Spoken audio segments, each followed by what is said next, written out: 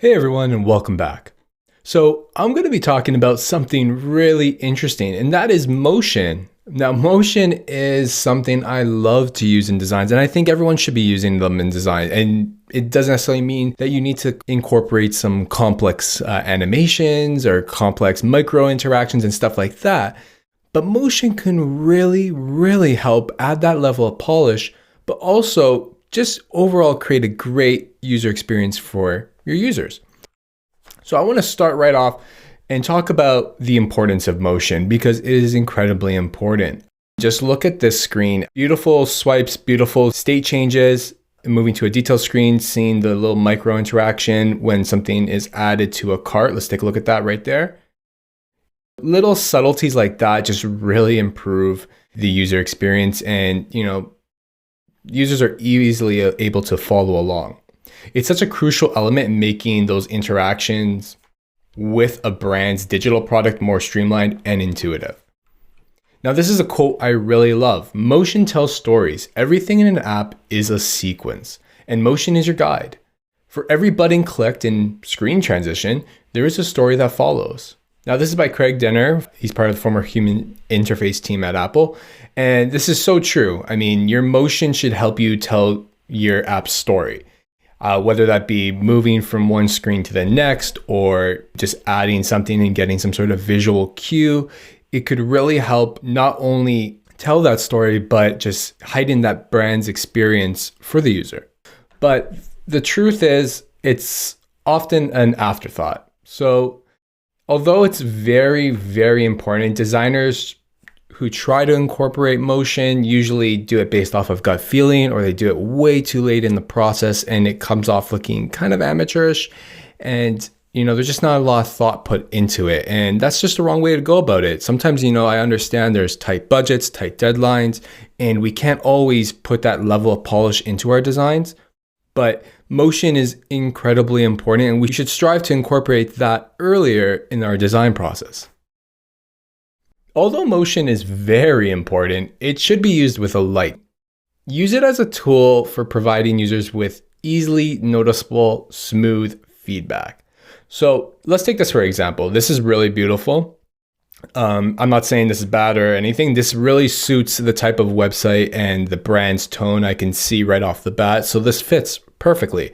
But could you imagine if somebody did this for like a financial institution, just a different type of brand? I don't think that would be something that fits. And, too much motion, especially maybe on a smaller screen like mobile that has this much motion, it just may not fit, and it may just degrade that user experience if it isn't really relevant to the task. So this is nice, kind of like an intro screen animation. But if something like this happened every single time I click something, that would get really old fast. So really think about the user's experience and that user flow. Think about the type of brand you're designing for as well. Now, when UI animations are subtle like this, that's really unobtrusive and it's brief, and they can improve the user experience and can really communicate feedback and state changes and stuff like that.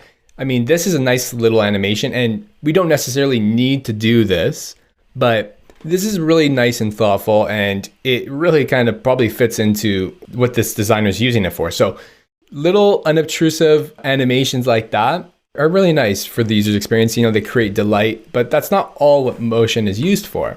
Let's take a look at things for motion for like state changes and, just preventing any type of disorientation.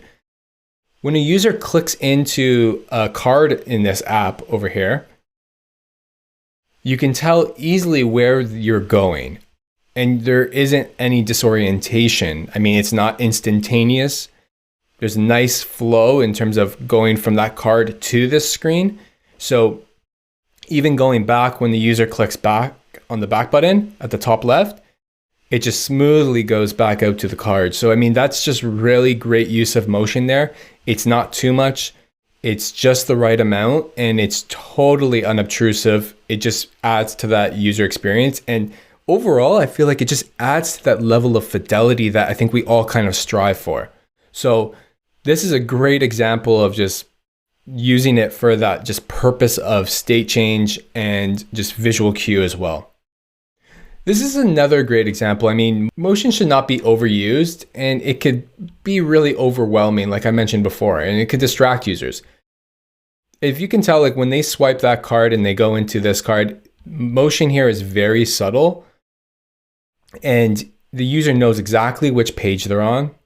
See, there's personal, there's work, and then we're going right into the work screen.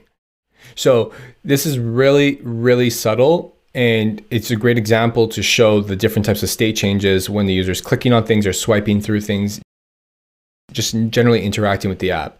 So remember, good motion is really invisible. Users shouldn't notice that they're looking at like animations or motion or like too much motion. They shouldn't be distracting. They should just notice the great experience that you have provided.